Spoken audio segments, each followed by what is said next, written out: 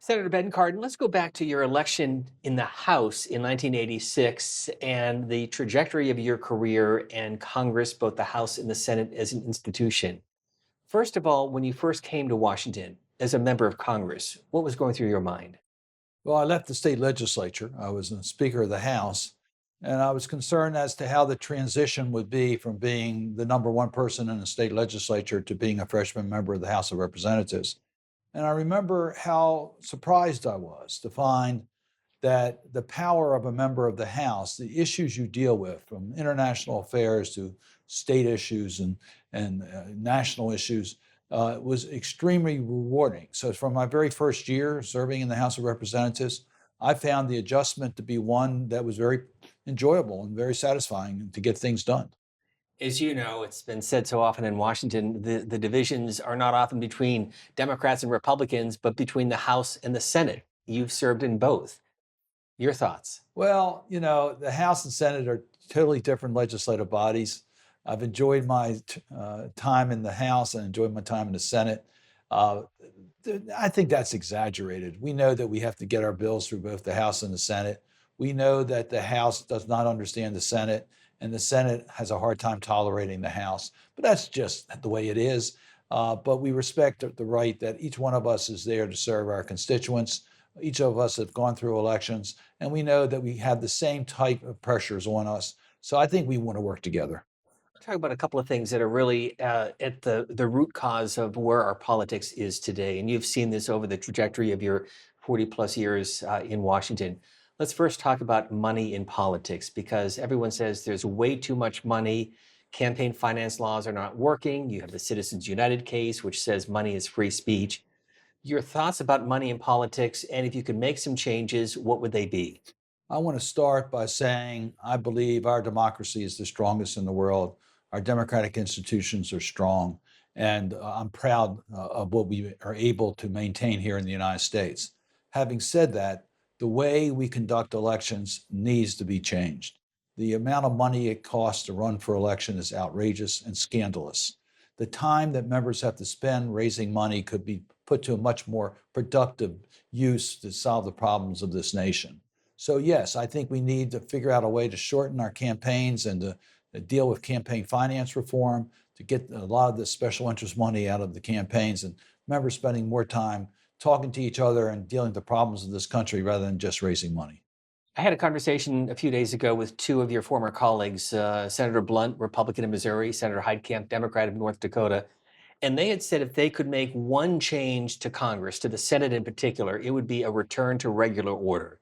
My question, Senator Cardin, is what does that mean? What Yes. is regular order? Well, put me down with them. I would like to see us return to regular order. There's no such thing as regular order, but I think what we're all referring to is that where the Senate would take up issues, have open debate, members offer amendments, have those amendments voted on, and ultimately having the majority of senators agree on whether the bill should pass or not. But it was open debate. Weren't afraid to bring up amendments and vote on issues, even though they were controversial. In the last several Congresses, it's been almost an absence of controversial issues coming to the floor of the United States Senate. And a lot of decisions are made in the back room where the leadership, or maybe the leadership of the committee and leadership of the floor leadership, make the decisions rather than those decisions being made by the majority of senators. So that's what we consider regular order. But I put on top of that where individual senators would be very judicious in the use of their individual power of a hold, and the filibuster cloture votes would be rare, but not an everyday occurrence. So why not tell Leader Schumer or Leader McConnell we want to get back to regular order? What do they tell you? Well, I've been part of many bipartisan groups of senators who have tried to make those changes. And it's always difficult because when you have the gavel and you're in the leadership, you always want to protect your members and you try to protect your members from taking tough votes. And in the minority, we found a lot of bomb throwers who are just trying to cause political votes to try to gain control of an election. So it's been a trust issue that members are suspicious of the members of the other party, that they're trying to take advantage of a situation. That's where leadership really needs to come in. So, Senator Cardin, you've been in the majority, you've been in the minority, in the House and the Senate. Clearly, being in the majority is better because you get things done. But being in the minority, can you make some changes to the institution of Congress? And if so, what would they be? Well, the Senate was always constructed where the minority's views would be heard. By requiring 60 votes on controversial issues, it requires Democrats and Republicans to work together, regardless of who's in the majority and who's in the minority. And when we get those larger votes, those larger numbers, more consensus, I think the legislative solution is going to be better and certainly will last for a longer period of time rather than changing every 2 years. So I really do believe, and I see this working on so many committees. I serve on the Environment and Public Works Committee, where Democrats and Republicans have traditionally worked together. On the Senate Foreign Relations Committee, Democrats and Republicans have traditionally worked together. So I think we get stronger bills when the majority and the minority work together to produce results. But I must tell you, there are times where we see these partisan divisions that have really ripped, I think, our nation apart and ripped the Senate apart. Is it as bad as the media often portrays divisions on Capitol Hill, or do you have negotiations with Republicans that are substantive and relationships that really are durable? In the United States Senate, the friendships across party line is real. Some of my closest friends are Republican members of the United States Senate. So the friendship is genuine.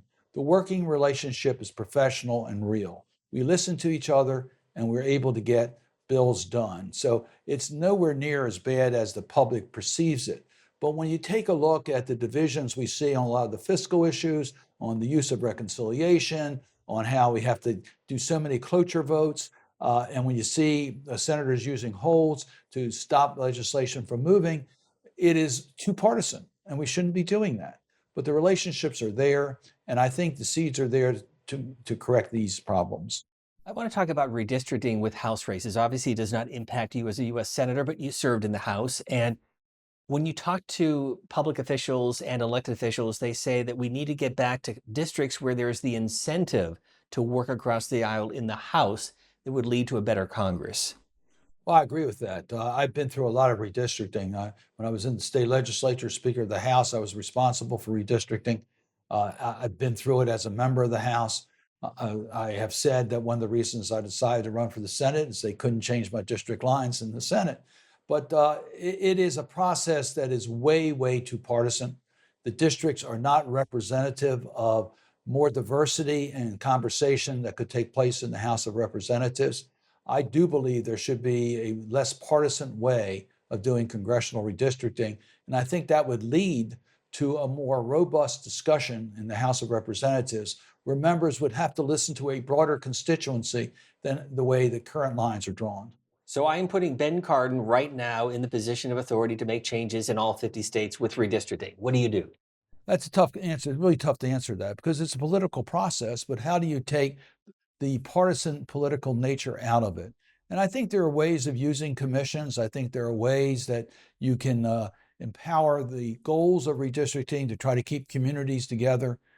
So I think there are ways of getting this done, but I think you have to remove the partisan nature of the redistricting. We recognize it's political, but remove the partisan nature. And I think the best way to do that is to bring some outside people and to help make redistricting work.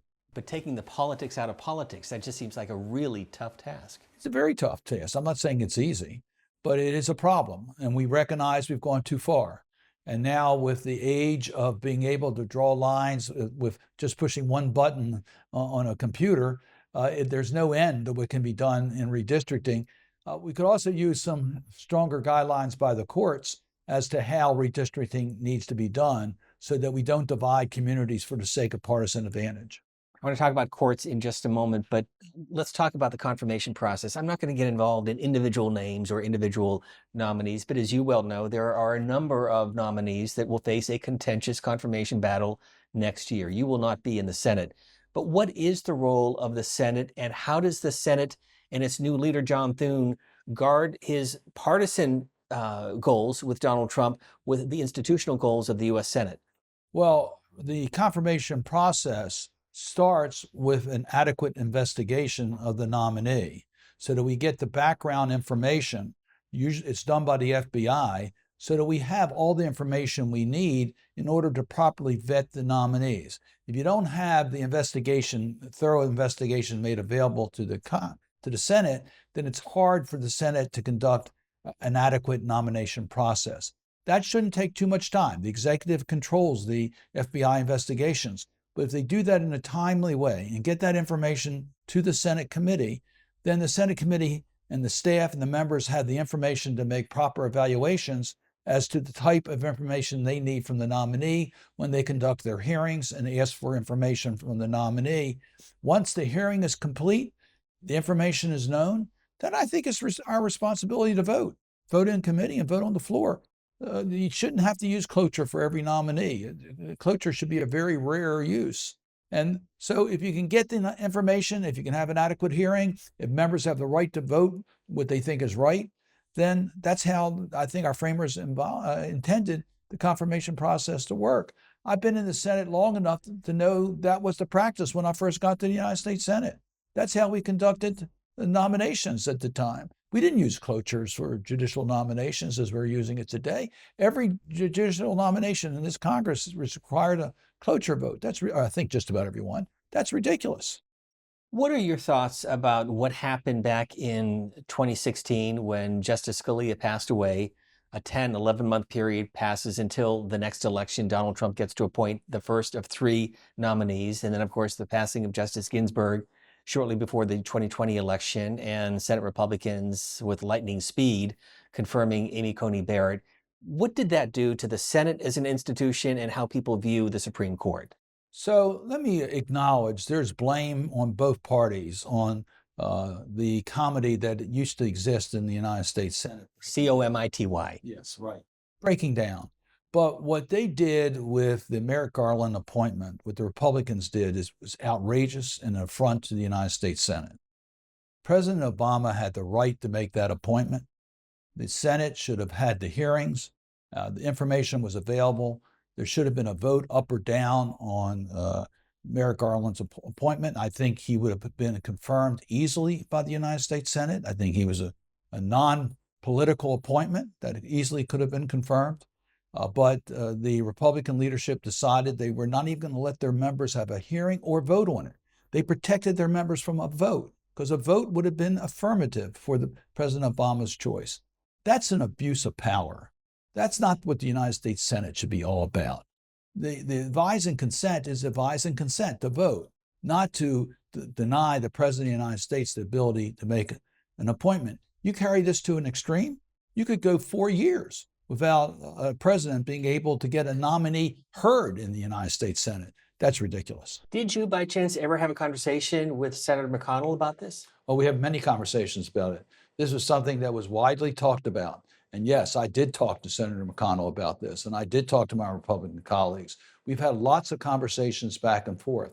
I've worked with a bipartisan group of senators on the process that are used in the United States Senate because we're all concerned when you say regular order or the normal procedures of the Senate, the distinction of the Senate as the great deliberative body.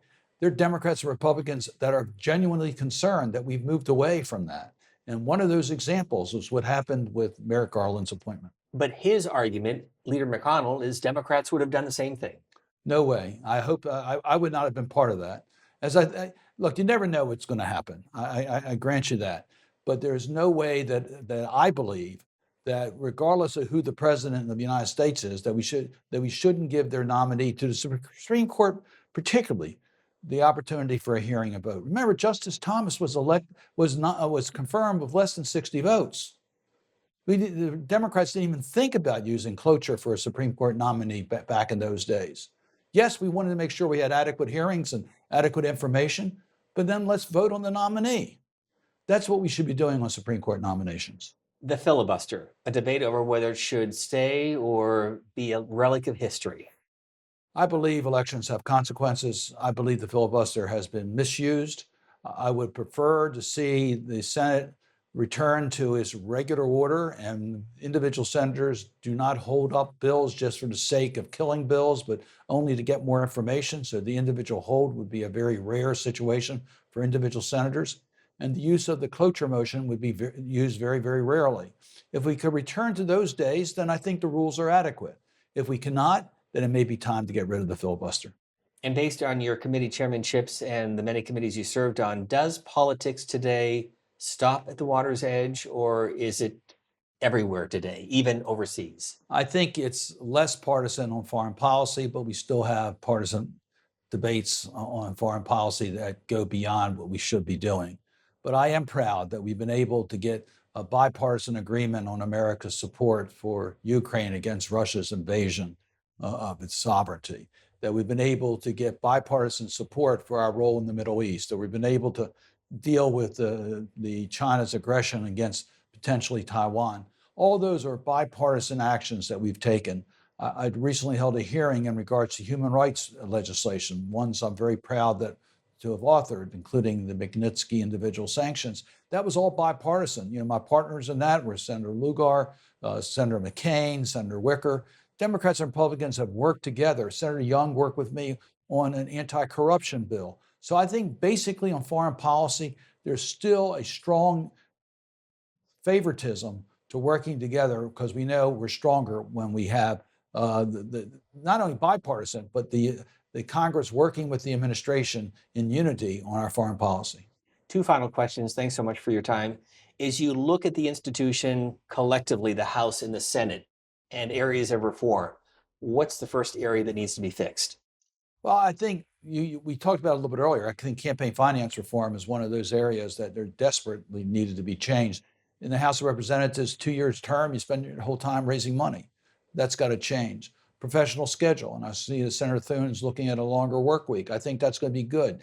Having members know each other. In the House, that's a particular problem. The Senate, it's less of a problem.